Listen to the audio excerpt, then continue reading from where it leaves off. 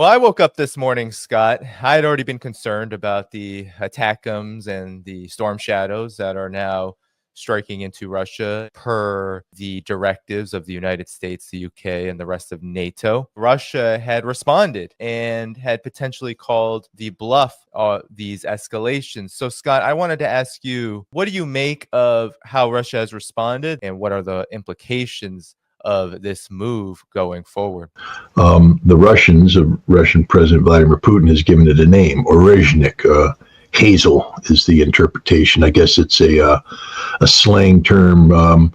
Hazelwood is wood that the overlords used to fashion a cudgel out of to beat the serfs into submission. And so Orezhnik is a Russian cudgel to beat its enemy into submission. Today, we're diving into some serious geopolitical developments involving Russia, NATO, and Ukraine. Let's break down the insights from Scott Ritter, a former US Marine Corps intelligence officer, and Mark Sleboda, an international relations and security analyst. First off, Ritter and Sleboda are not impressed with NATO's response to Russia's recent missile deployment. They argue that NATO's actions, like supplying Ukraine with long-range weapons and military exercises, have been met with calculated responses from Russia. Their take? NATO's been weak and ineffective, which has only emboldened Putin. They believe NATO lacks a credible deterrent strategy when dealing with a nuclear power like Russia. Now, let's talk about Putin's decision to deploy a nuke-ready missile. According to Ritter and Sleboda, this isn't just a military move.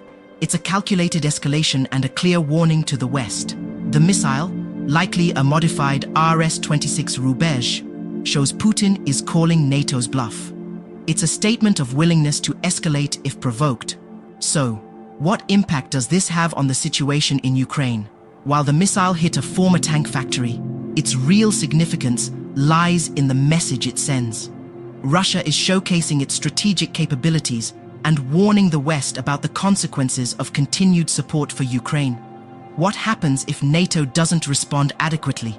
Ritter and Sleboda warn of dire consequences, potentially leading to further escalation and a wider conflict. They argue that without a credible deterrent strategy, NATO risks losing credibility and influence on the global stage.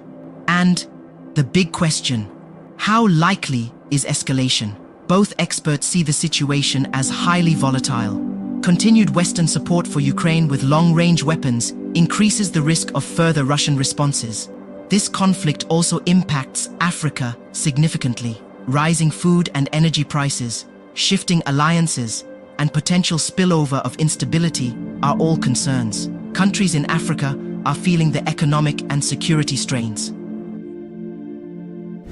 This is Africa Social Intellect, your premier destination for thought-provoking discussions and insightful perspectives on the vibrant and diverse African community and beyond. Our dedication extends beyond conversations. In recognizing the importance of security, we provide essential information to help safeguard vulnerable nations. From navigating local challenges to assisting these vulnerable nations against imperialistic threats, we stand as a beacon of awareness and resilience. If you're on YouTube, don't forget to subscribe, comment, and share our news. If you're watching on Facebook or another platform, follow us and share this reliable news source. We hope you enjoy the news, and thank you for watching, and see you next time.